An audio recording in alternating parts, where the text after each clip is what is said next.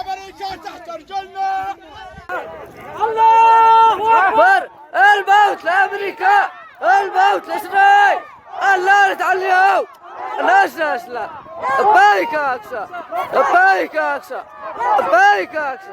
بسم الله الرحمن الرحيم. هذه الطائرة الMQ-9 التي أسقطت في أجواء مديرية بني مطر، والتي تمكنت الدفاعات الجوية اليمنية من إسقاطها.